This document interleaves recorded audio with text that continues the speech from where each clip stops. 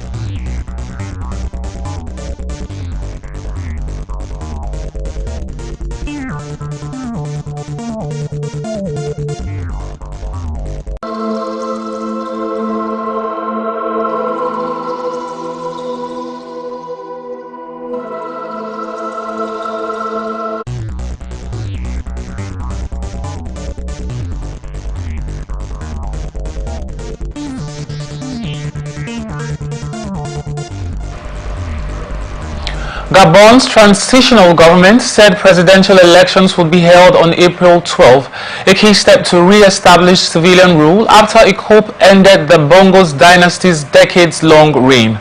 Government spokesman Seraphine Akure-Davin made the announcement early Thursday following a cabinet meeting. Voting will start at 7 a.m. and end at 6 p.m. in line with current laws, he said. The oil-rich Central African country, which had been under the rule of the Bongo family for 55 years, adopted a new constitution in a November referendum. It provided for a maximum of two 7-year presidential terms, no prime minister, and no dynastic transfer of power. On Monday, a new law allowed military officials to stand in elections subject to certain conditions. Transitional President General Brice Oligui Nguema, who swiftly took over as leader after the August 2023 coup, has made no secret of his ambitions to remain in power. South Sudan ordered internet service providers Wednesday to do violent attacks resulting in the death of women and children, which was subsequently captured in videos and shared on social media without any regards, he added. Guy said the directive may be lifted as soon as the situation is contained. He said the content depicted violates local laws and posed a significant threat to public safety and mental health, especially vulnerable groups. Any country with an HIV/AIDS challenge will be affected by the U.S. withdrawal from the World Health Organization, Zimbabwean Finance Minister Mthuli Ncube warned delegates in Davos.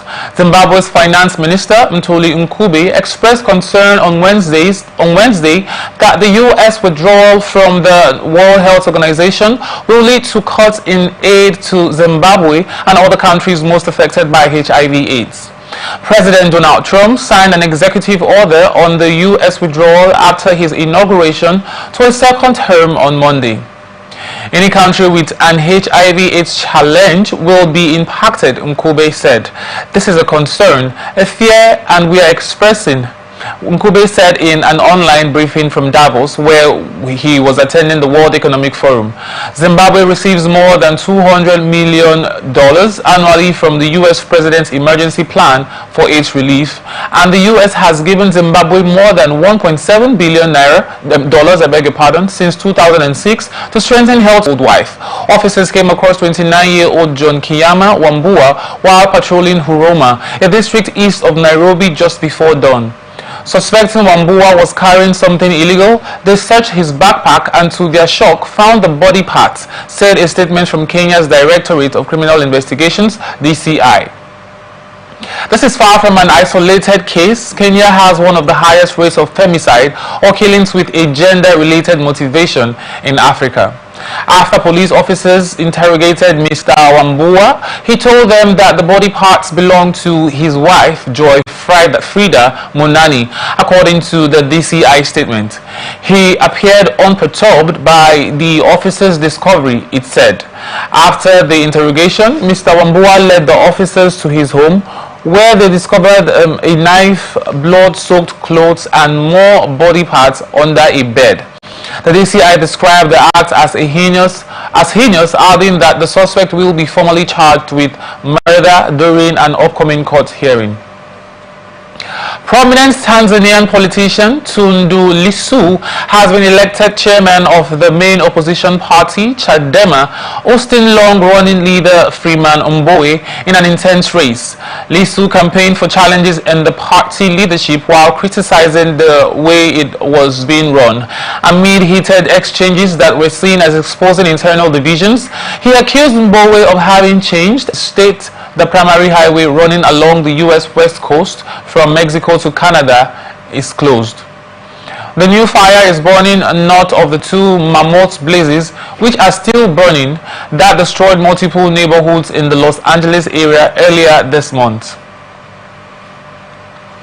Prince Harry claimed a monumental victory over Rupert Murdoch's United Kingdom newspaper group on Wednesday after the publisher settled his lawsuit, admitting unlawful actions at its Sun tabloid for the first time and paying substantial damages.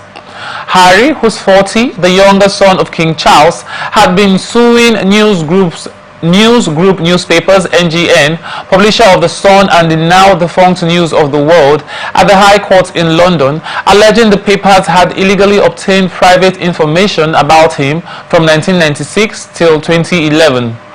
NGN also admitted it had intruded into the private life of Harry's late mother, Princess Diana. President Donald Trump has ordered that all U.S. government staff working on diversity, equity, and inclusion (DEI) schemes be put on immediate paid administration leave. The White House confirmed that all federal DEI workers had to be put on leave by 17 p.m. on Wednesday before the offices and programs in question were shut down. In an executive order issued on Tuesday, Trump also called for an end to the dangerous, demeaning, and immoral programs. It is unclear how many people are affected by the order, the American Federation of Government Employees, AFGE, which represents 800,000 federal workers, said. Since his inauguration, the DEI programs aim to promote participation in workplaces from a range of backgrounds. One of the people who served jail terms for taking part in the U.S. Capitol riot 4 years ago has refused a pardon from President Donald Trump, saying we were wrong that day. Pamela Hemphill, who pleaded guilty and for the riot on 6 January 2020, also would serve to contribute to getting a pardon, and it is with an individual's right to refuse under the U.S. Constitution, the Supreme Court previously ruled, according to Cornell Law School. Also among those pardoned was one of the riot's most recognizable figures, Jacob Chansley, the self-styled QAnon shaman who was released from jail in 2023. Leaders of the far-right organizations at the forefront of the Capitol riot. In an interview with the BBC on Wednesday, Oath Keepers founder Stewart Rhodes defended his actions during the 6 January 2021 riot and said he was very grateful to President Trump for commuting his sentence through the government. Meanwhile, Enrique Tarrio, former head of the Proud Boys, indicated to reporters that he had rejoined the all-male group. Tarrio, who was serving a 22-year sentence, said members of the congressional committee who investigated the riot because officers said he went through a red light in the Jackson Jacksonville area. Body cam video shows him complying with a request to step out of the vehicle. Then Officer Mindy Caldwell inadvertently put pressure on the trigger of Mr. Arrington's legally owned Glock 45 as she removed it from his holster, causing a round to fire into his right leg, said officials. Girl has been shot dead in a high school in the U.S. state of Tennessee by an armed student who then turned the weapon on himself, police say. The attacker argued with the victim, 16-year-old Jocelyn Escalante, in the cafeteria before shooting her with a pistol, police said. The armed student Solomon Henderson, who is 17, then took his own life. A third victim, an unnamed male student, suffered a graze wound to the arm and was released after treatment, police said. The shooting in the Nashville area is under investigation, the Metro Nashville Police Department told the BBC. The first emergency call reporting gunfire at Antioch High School came in at 11:11 local time on Wednesday, police said. Local TV news showed tearful parents hugging their children at a reunification site away from the campus. It was the first U.S. school shooting of the year, according to a database kept by Education Week, and the first such incident under the new Trump administration. The White House said in a statement, as details unfold, the White House offers its heartfelt thoughts and prayers to President Trump. On Wednesday issued full and unconditional pardons to 2 Washington, D.C. police officers convicted in the nation's capital. Mr. Trump granted clemency to Officer Terrence Sutton of the obstruction of justice in the unauthorized pursuit, which killed the man, 20-year-old Caron Hilton Brown. Officer Sutton was the first D.C. police officer to be convicted of murder for actions of duty. The other pardon recipient, Lieutenant Andrew Zabowski, was sentenced to 4 years in prison, not directly for the killing of Mr. Hilton Brown, but for conspiring with Mr. Sutton to cover up the deadly police chase. The two had been free pending the outcome of their appeals. Issuing the pardons was not the first high-profile act of clemency during Mr. Trump's first week of his term, and was one that now involves him in a case that incited backlash against the police department, operating just outside the White House. The D.C. Police Union, which had expressed dismay over the January 6 pardons, praised Mr. Trump's decision on clemency for the 2 officers as righting an incredible wrong. Opposition parties and NGOs are demanding explanations from the Italian government after Rome released the head of Libya's judicial police, who had been arrested on an International Criminal Court (ICC) warrant over allegations of war crimes and crimes against humanity. Osama Najim, also known as Al-Masri, is also the director of an infamous detention center in Mitiga near Tripoli, which Amnesty International says is the scene of horrific violations committed with total impunity. Mr. Najim was freed due to a legal technicality, Italian media said, during quoting Interior Ministry sources. On Wednesday evening, the ICC said Mr. Najim had been released by Italy without prior notice or consultation with the court and issued another arrest warrant for him. He had been arrested on Saturday in Turin, where he had attended a Juventus-Milan football match. Mr. Najim was flown back to Libya on Tuesday night on an Italian government flight. Images shared by local government media showed a jubilant crowd welcoming him back with cheers and fireworks. Shortly after Mr. Najim was arrested, internal ICC sources were already concerned Italy may release him, said Avenir, the daily newspaper that first broke the story. Italian opposition parties have expressed outrage to the release, which Rome has not yet commented on. We'll take a short break, and when we return, we continue with the rest of the stories. Please stay with us.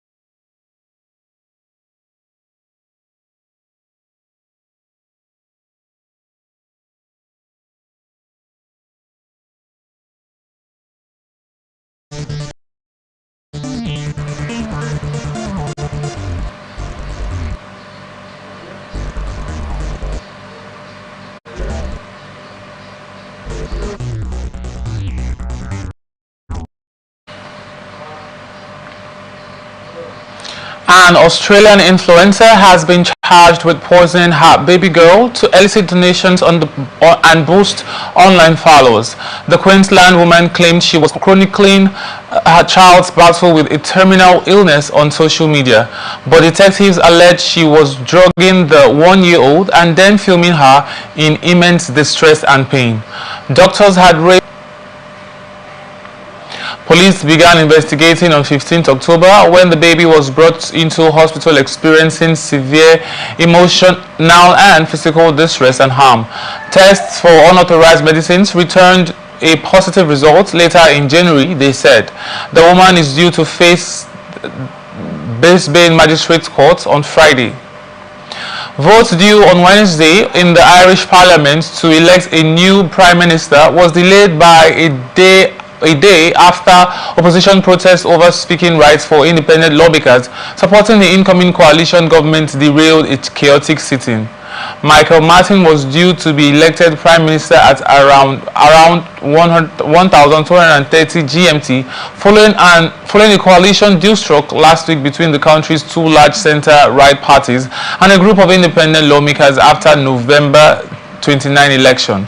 The Speaker of the lower house of Parliament suspended the chamber on 4 separate occasions before adjourning it till 0900 GMT on Thursday, when her attempts to start the votes to elect a prime minister was drowned out by angry opposition lawmakers.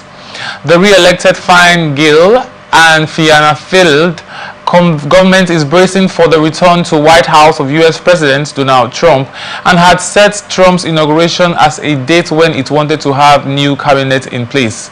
The suspension will delay Martin's appointment of a new team of ministers. At least 13 people have been killed and 5 injured after to be hit by another train. Railway officials said the passengers got down from the Mumbai-bound train station in western Maharashtra state after someone put the emergency code, causing it to stop. They were hit by a train on an adjacent track. It was not immediately clear whether there had been casual and actually fire. India has launched a $30 billion program to modernize its railways in recent years, but this has been marred by a series of accidents, including a major 3-train crash in 2023 in the state of Odisha and featuring 2 Hindu deities, hot religious sentiments. Hussain, who died in 2011, aged 95, often faced backlash for the depictions of nude Hindu gods in his paintings. The Delhi Art Gallery, which hosted the exhibition, denied any wrongdoing and stated that a detailed police investigation found no cognizable offense by the gallery. The exhibition, Hussain, the Timeless Modernist at Dark, showcased over 100 paintings from 26 October to 14 December. The complainant, Amita Sachdeva, a lawyer, said on X that on 4th December she photographed the offensive paintings displayed at the DAG, at the DAG, and after researching previous